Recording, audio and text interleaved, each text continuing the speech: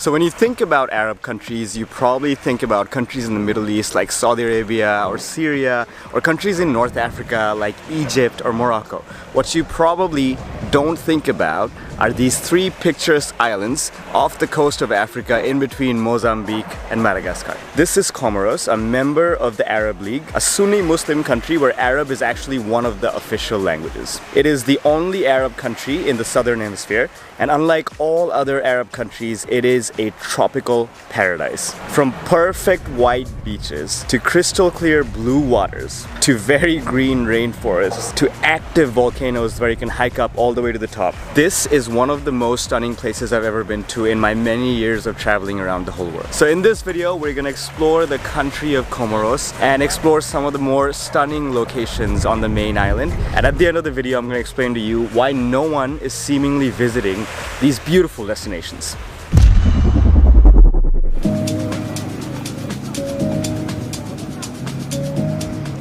Okay, we've come to Moroni, which is the capital of Comoros and is located in the middle of its biggest island, or on the west coast of its biggest island, which is the Grand Comore. Comoros, the nation, is actually 3 different islands. So the first people to arrive here were actually Austronesians all the way from Southeast Asia, who came here on these like outrigger boats all the way from Southeast Asia, and they've been here since at least the 8th century. Now, subsequently, a lot of people arrived from East Africa, people from the Arabian Peninsula, people from the Persian Gulf, and even people from Madagascar. Bantu-speaking settlers have been here pretty much from the very early days of settlement in these islands. Arab traders back in the days actually set up this huge network of ports that they traded with all across the Indian Ocean, and the Comoros Islands had some of those ports basically. And the Omani sailors, as early as like 1,000 years ago, called these islands the Perfume Islands because of all the trade they did with dealing with different perfumes or spices over here. Islam spread to Comoros through these traders, and to this day it's a 97% Sunni Muslim country. And that's why you see a lot of Arabic influence in the architecture. Even every signboard that you see around here, the Comorian language is actually written in the Arab script, even though it's not the Arabic language. The Comorian language is actually more closely related to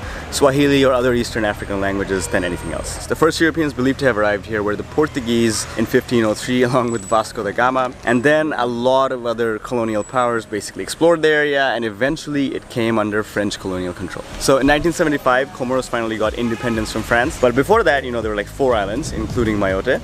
And Mayotte chose to stay with France in a referendum, and that is why it is still controlled by France, but the rest of the islands are an independent nation. So the language situation here is very interesting. They have 3 official languages. They have Comorian, which is pretty much everyone's mother tongue here, and that's their native language. That's like from the Bantu family of languages from Africa. Arabic is also an official language, and obviously there's like a strong influence to this day from when the Arabs came, and you can see it in the religion and everything else. And the 3rd official language is French, because it was a French colony for so long, and most of the work done in like government and official work is actually done in French. Okay, we're doing a tour of the Medina, which means old town basically. We're seeing a lot of houses where people live, and we're like seeing a lot of jewelry shops actually, where people are like manually making jewelry. So I guess that's like a big part of the work that people are doing, at least in the old quarters.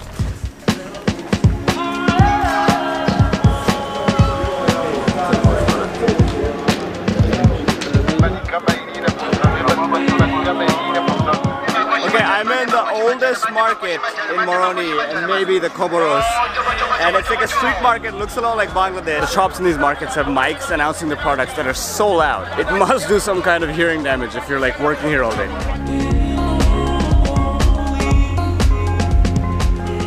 Okay, so before the French colonized the whole place, the country that is Comoros today, and even this island, Grand Comoros, was ruled by a bunch of different sultans who ruled like different parts of the island and had like different towns or cities that they controlled. So Moroni was ruled by the Sultan of Moroni. But very close to it is another really old town called Ikoni, which was ruled by the Sultan of Ikoni. And if you come here to this day, you can still see the remnants of the palace where the Sultan used to live. And you can actually go around the island and go to the other palaces of the different sultans that ruled the place.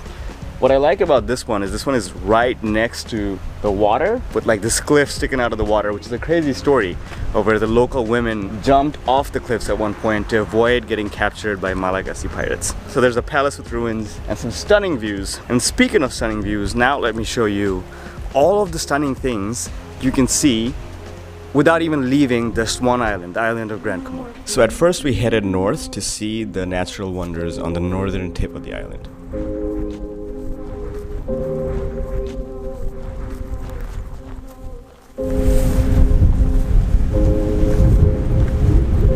We're doing this hike to this crazy volcanic formation called the Dragon's Back, which looks like a dragon or more like a crocodile that's like leaning into the ground. At least the front of the structure looks like the head of a crocodile that's like sleeping. Okay, right now I'm in front of Salt Lake, or Lac Salé in French. There's this gorgeous lake with greenish bluish water that is basically a salt lake in a volcanic crater. And the view here is really nice because you see the lake, the volcanic crater, and you see the ocean right behind it.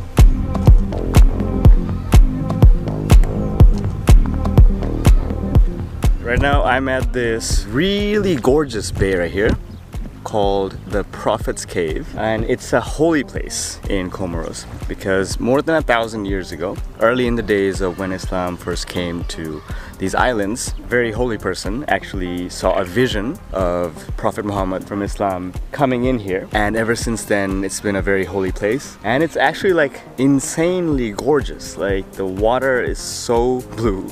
It's such a nice backdrop with the trees and everything behind us, and there's a beautiful beach right in front of us. In front of me there are this processed vanilla basically. It smells exactly like vanilla, and vanilla happens to be the biggest export of Comoros. One of the other biggest exports, one of its other main crops is ilan, which we saw earlier by the street. So on the side of the street we can see these ilang trees. The more ripe they are, the better the smell is. This is ilang from which they can create like perfumes, which is also I think number 3 biggest export. We're in a shop where they sell these cosmetic products, and we can see all the different things that are made from ilang. We saw soaps, we saw perfumes, and we saw some like strong like essential oils that are like much more concentrated than perfumes.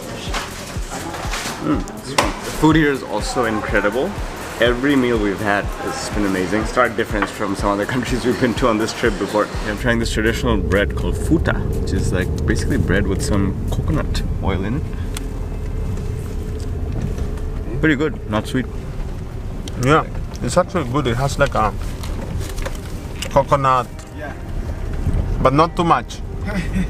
Not too much. Just the coconut oil. Yeah. Turns out Madagascar isn't the only country in the region with massive baobab trees. And we found this really cool one with a hollow trunk we could go inside.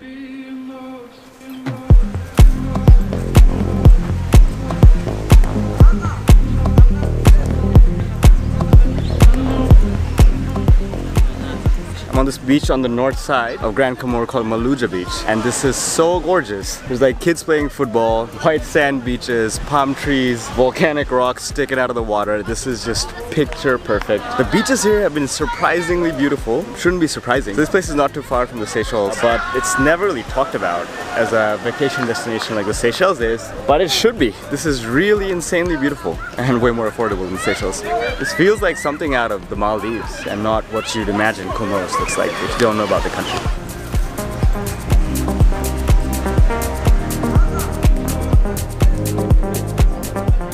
We also went to another beautiful beach on the south that had some very athletic kids playing and doing crazy gymnastics all over the sand, and then a bunch of more kids just playing in the water. So the country of Comoros is basically a group of volcanic islands that were created from volcanic activity in the middle of the ocean. And right now we're actually climbing the highest point in Comoros, which is Mount Kartala, which is an active volcano and one of the most active volcanoes in the world. So we took a 4x4 up to a very high point that we could drive to, and now we're gonna hike up to the very top. And what's really interesting about this place is the vegetation that you see on the way up. This feels very unique. Like, I've been to the top of a lot of volcanoes, but I've never seen vegetation like this before. This volcano is at 2,300 meters. I think that's over like 7,000 feet, I'm not really sure, but it's pretty high. And losing my sweater on the flight to Comoros was not a good idea because it is a bit chilly. It's like, I think, like 10-12 degrees Celsius, but it's sunny though.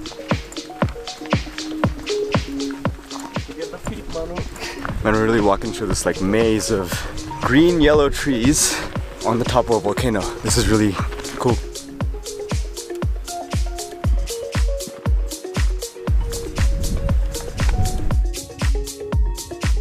more I walk, the more surreal this hike is getting.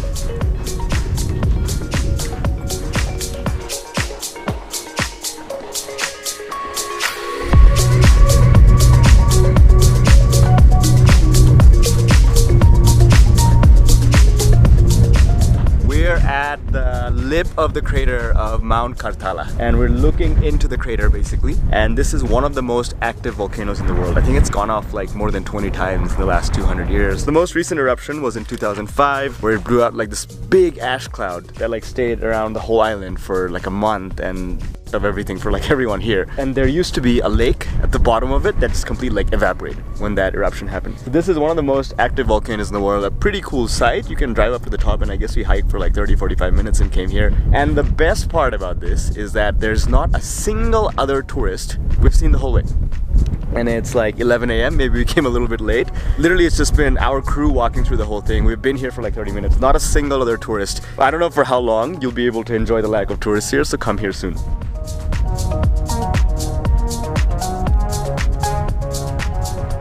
Also, I want to give a big shout out to Adore Comore, which is the tour operator that arranged everything for us during this trip. We were on a very tight schedule of 4 days with a lot of things to see, and they're able to provide us with transportation and a very professional guide who took us to all of the places that we needed to go to. So big thank you to their team for helping us make this video, and if you're interested in a tour with them, I'll leave a link for their website in the video description. This is our last day here in Comoros, and I just want to talk about why there are so many beautiful, so many gorgeous places on this island, and there seems to be almost no one here. So the first problem is there's very limited tourism infrastructure.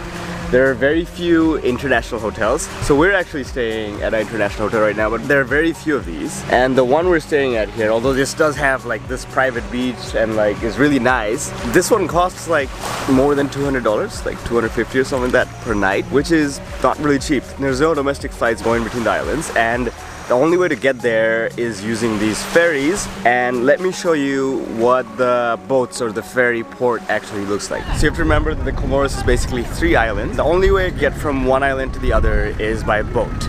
And we're at this port basically on the south side of Grand Comore, the biggest island, the main island, which serves as the port with the shortest distance to Moheli, which is the closest island. And from there you have to go to the 3rd island. There's no direct ferry connecting from this one to the farthest island. And you can see here all the people that are bringing in their goods. I see people bringing in bananas, all kinds of stuff with like sacks on their heads. Someone brought in a cow earlier. It's crazy.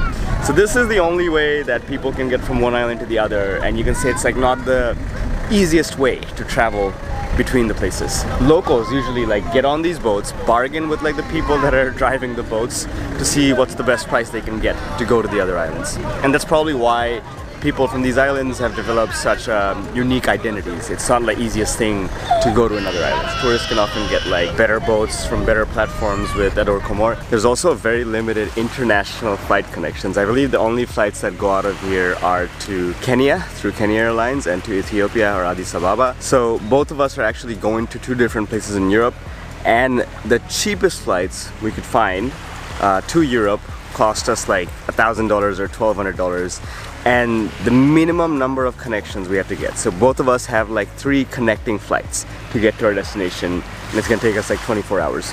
So that also disencourages people because it's so expensive and it's so time consuming and probably so exhausting to take so many flights just to get here from major places where tourists come from, like Europe. So travelers looking to come to the region and they're looking for more comfort and just easy logistics of getting around and getting here tend to go to Seychelles, Mauritius, or Zanzibar. And on top of that, these countries like Mauritius and Seychelles have also done a lot of marketing to make sure they get the visibility they deserve. Something that the Comoros government, so far at least, has been lacking is the investment in tourism and marketing. On top of that, there's political instability. So there has been 20 coups since the country got independence in 1975. So that kind of adds this image of like not being safe. Although there haven't been any coups in a long time, but it's not actually unsafe. Funny enough, I booked this really expensive hotel because a part of me thought this would be unsafe because it's like relatively very poor compared to a lot of other countries, but this has really been one of the safest countries ever. But people still think it might not be super safe. So I think personally it's only a matter of time till people realize or businesses realize how much money there is to be made from beaches like this, you know? And I think the tourists will come eventually. The only thing that I hope, that we hope, I was talking about this a lot with my friend, is that when the money finally comes, let's hope that it goes to the locals. What often happens in places like this that are gorgeous and not that rich is that often foreign investors come in and like buy up all the property, all the hotels. That's happened in Maldives, that happens in Seychelles, and then the locals get left out from earning from their own nature. Alright, that is it for this video. If you like this video, don't forget to like it. If you want to watch more videos, feel free to subscribe to my channel, and if you want real-time travel updates, feel free to follow me on Instagram at @NadeOnTheGo. I'll catch you guys in the next video from maybe Turkmenistan, because we're leaving Africa.